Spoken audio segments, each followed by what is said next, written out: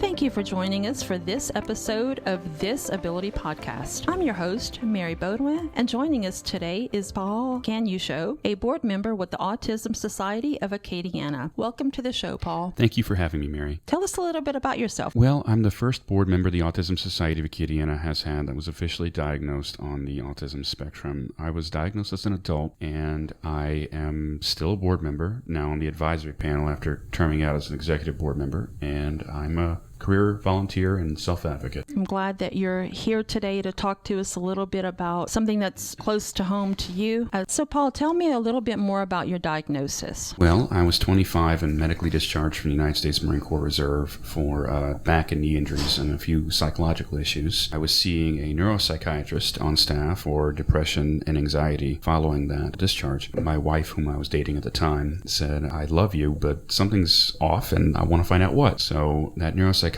asked me a bunch of questions, asked her a bunch of questions, and we tried to get my family in to ask them a bunch of questions, and they ruled out all but high-functioning autism. They wanted to call it Asperger's, but the DSM changed, and they had to just lump it in the spectrum. How did that affect you? Did you think, this is going to change my life? It was a lot of back and forth. Yeah. There was a, woe is me, why is this happening? And then there was a, okay, this explains a lot, and that kind of moved into, all right, there's got to be other people out there like me, and well, what can I do about it? Did you turn to the internet to try to find some good resources? A little bit. One of the things I did first before I found out about the Autism Society was I was looking for a support group for adults. The closest thing I could find at that time was NAMI, the National Alliance on Mental Illness, and before we kind of get a little further into that, I know autism is not an illness, but they do recognize it, and I was able to sit into some group therapy sessions talking to other people who were living their best life with bipolarism or severe depression or schizophrenia, who were examples of, okay, if they can do this, I can do this. What other organizations or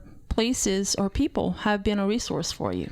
After that, someone at NAMI directed me to the Autism Society of Acadiana, and I became a board member there. I found out about their peer support group in Lafayette, and then from there, after I moved from Lafayette to Eunice, I started my own peer support group in memorandum of one of our members in the Lafayette group who's no longer with us. But other than that, People First of Louisiana has also been very instrumental in allowing us to get our voice out there about issues, as well as Families Helping Families of Acadiana. One of the things I find that is a great resource is support groups. When my daughter was diagnosed, of course, you can find things on the internet, but really what helped me was finding other moms to talk to. Even though my daughter, she has a rare condition called lissencephaly, which means smooth brain. So her brain is not fully developed, but the brainstem itself is. And so it is a rare neurological condition. However, there are certain traits that she has that other people with special needs can relate to. She needed a feeding tube. She has epilepsy. And by talking to other people, I was able to really get some helpful information, especially when she was first diagnosed, and getting a feeding tube, that was a sort of a fear of mine. I'm like, oh my gosh, she can't eat by mouth. Just as a mom, as a parent, you're concerned. And then you start to realize it's okay that there's these people that you don't even know, complete strangers, help to comfort you when there's something that you just don't know much about. And as the time goes on, then I find myself comforting other people that are new to that condition. Do you find that to be the case with you? A little bit. There's some turnaround. A lot of times we have in our peer support groups people who are currently seeking diagnosis themselves, who are adults that are undiagnosed. And right now, because it was a fluke for me with the VA system, but a lot of times I'm having to tell them, call up LSU or call up Tulane and get on the waiting list. So tell us a little bit more about the peer groups here in Acadiana. Well, there's a Lafayette support group, the Lafayette Asperger support group for individuals on the spectrum, teens and adults. They meet periodically between different restaurants in the area and the Lafayette Library. And then there's my group, we named after one of our members, Mark Anthony Trahan. We call it MAT, or Managing Asperger's Together. And we meet at the LSUE Arnold Ledoux Library in Eunice, or some of the restaurants in the Eunice area.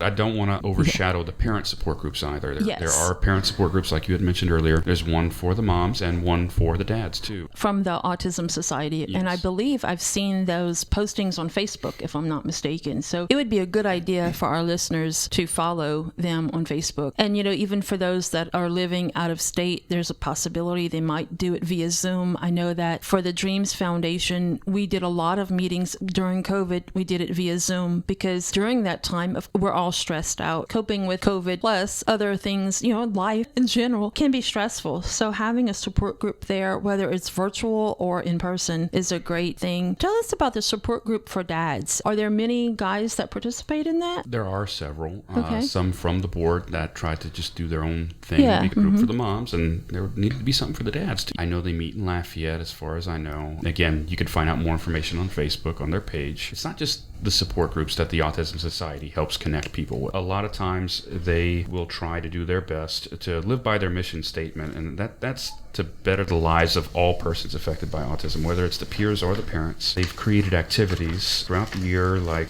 annual Christmas parties, the walk that's recently been replaced with the annual Bowling for Autism. And since I came on the board, I've tried to pressure them to make activities for the adults on the spectrum, not just the parents and not just the kids, but the adults that the kids are going to turn into. So what we did was partnered with the Lafayette Economic Development Association and tacked on to their diversity job fair every year at the Hyman Center. It's nice to have the supports that it's not just focused on the pediatric diagnosis. It's for adults as well. We all need some support on some level. And I find that some people are very introverted about topics like this. And it can be helpful, though, to reach out. Like even attending the support groups, it might be 30 people, but you're going to sit next to someone. And even if you just connect with that one person, it's a huge benefit. Right. I think the parent support groups have a greater turnout than the peer support group. Some of it's also trying to find activities they can all agree on doing together. First, I was kind of gung-ho wanting to give little classes on financial stability or how to build a resume, and it was trying to keep them engaged or excited about wanting to come. And after a while, it was kind of beating a dead horse talking about self-sufficiency, but we kind of just bounced back and forth between restaurant meetings and casual group discussions and game nights, and I try to fit in some advocacy in between. Are there any bills, any legislation right now that we need to keep our eyes on? Being in the Autism Society, we cannot take a particular stance on a candidate or political party, but when there are issues that advocacy-wise affect us, we can try to get the word out there to influence some change. Like in the past, there was issues with trying to get security cameras in SPED classrooms because there were repeated incidents of students being abused in our schools. And we kind of joined forces with families helping families to get the word out there and tell the parents, okay, they're having a bill that they're hearing on about these cameras in classrooms. If you care about your kids, you might want to look into it.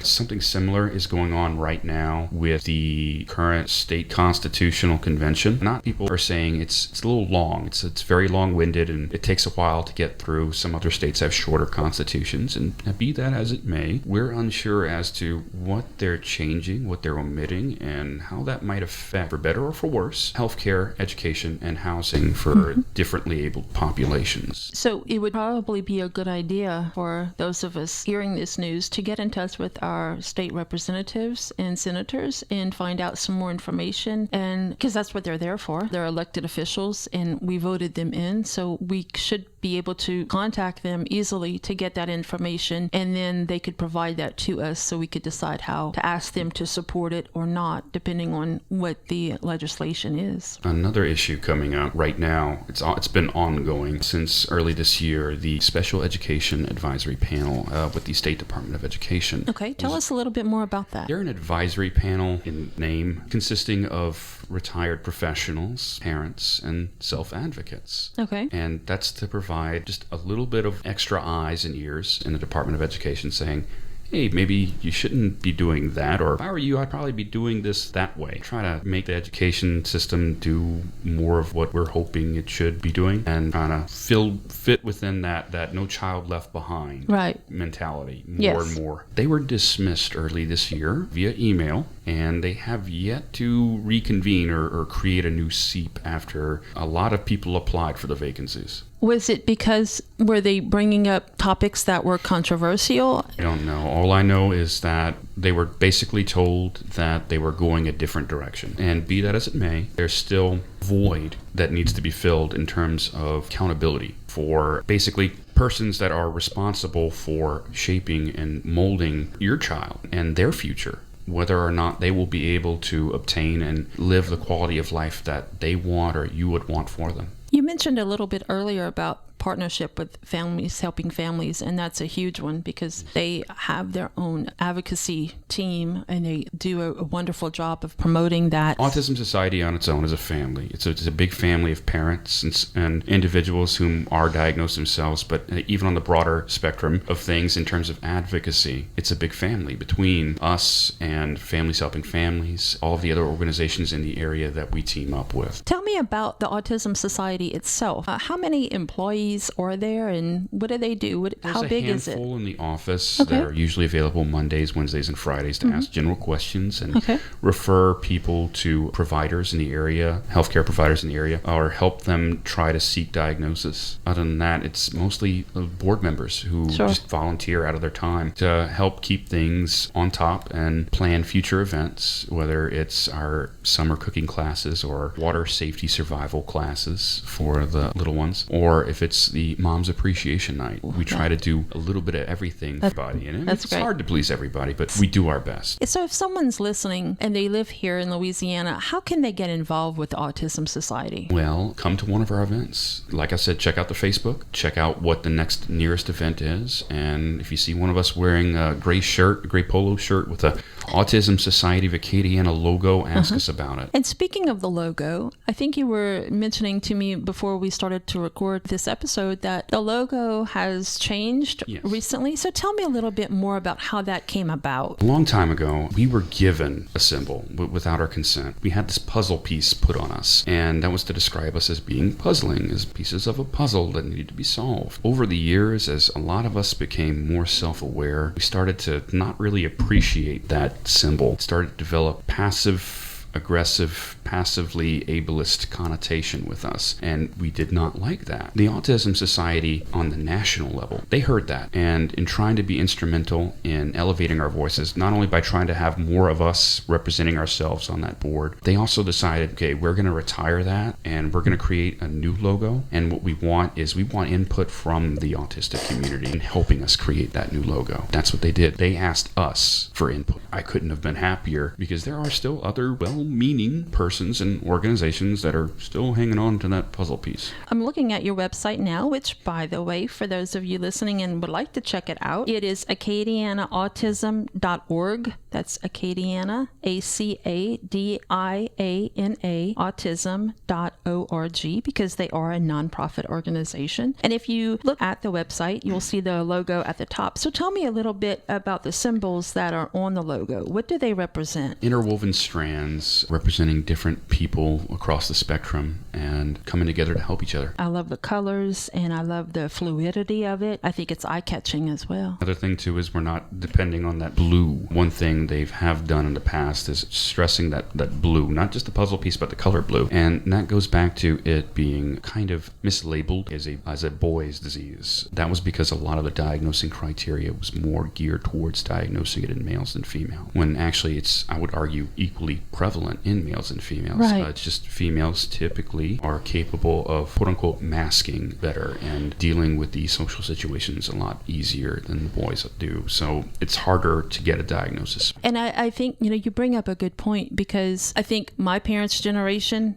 grandparents' generation, there were people who had developmental disabilities. They just were not diagnosed. Yes. And so it does seem to, people say, well, it seems like there's more autistic people out there. Not necessarily. They're just, now we can recognize some of the signs and we can actually diagnose someone. Just like many different mental illnesses, we're able to diagnose and pinpoint instead of just not being able to have a specialist really focus on it. Now the medical society is really kind of honed in on autism and then the different aspects of it, like Asperger's. And even in the younger generations right now, unfortunately, a lot of us didn't have the benefit of that early intervention growing up, but a lot of the younger generations, a lot of the parents are voicing through the Autism Society, through Families Helping Families, they are getting proactive in the schools and saying, okay, what you're thinking is a behavioral problem is actually, it's their autism. It's affecting their ability to adapt to change or cope with a stressful situation in the school setting. One thing I want to commend you guys on is the website. It is very nice, very easy to navigate. And I do see there's a volunteer opportunities tab. So if any of you listening are interested in volunteering with the Autism Society, you can look at their website for more information. And again, that's acadianaautism.org. So in looking at the website, I see you guys have a lending library. Tell us more about what that is. Well, it's different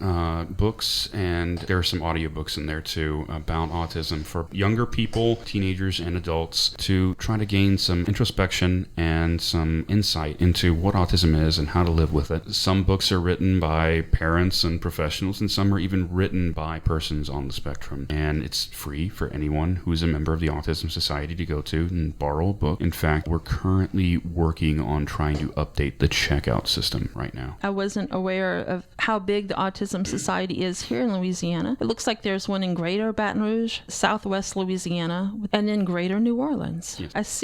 I subscribe to it. I get it. The newsletter that comes out like once a month via email, it is chock full of information. So I would highly recommend anyone, whether you live in Louisiana or not, it's got some good information about autism. So be sure to subscribe to that. Even if we don't have activities and that many to cater to what your fancy might be, we also have connections with all kinds of organizations in the area. One case in particular, I know you work with Dreams. I met some contacts through Dreams. Forget how. I want to say it was in planning the diversity job fair that connected me with a gym called Train Unique. Yes. In fact, one of their coaches is on our board, and through them I was able to participate in the Special Olympics powerlifting program. A lot of the nonprofits here interweave with each other because they're all resourceful and we can share those resources. It's good to share information and it helps the parents because my daughter doesn't really fall into a specific diagnosis other than lissencephaly. She's not autistic, but she is special needs and she is more on the profound level. So she could attend certain events or fall into something that might be sponsored by the Down Syndrome Association because it's geared towards sensory events like that are great. So I'm always keeping my eye out for those,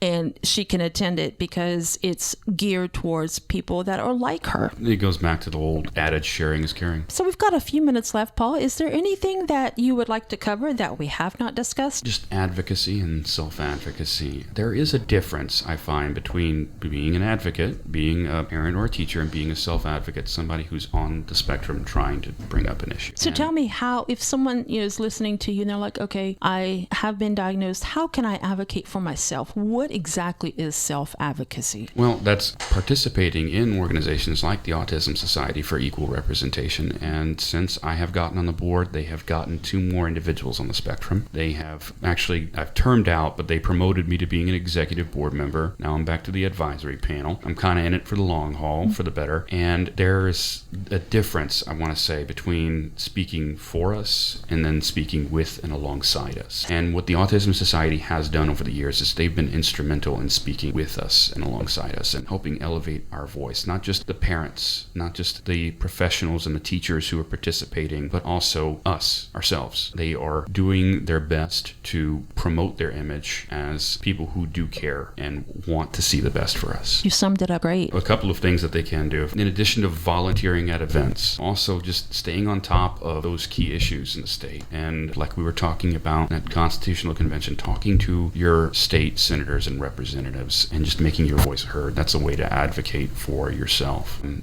another thing is trying to help other people who are seeking that diagnosis, who are trying to get that diagnosis, whether it's finding a care provider who will help them or helping encourage them to get to LSU or Tulane. All right. Well, thank you so much for being here. We really appreciate it. Well, thank you everyone for listening to this episode of This Ability Podcast. If you're enjoying listening to our podcast, be sure to like our page on Facebook at Disability Podcast or subscribe to our YouTube channel. So thank you everyone for listening, and we'll see you next time.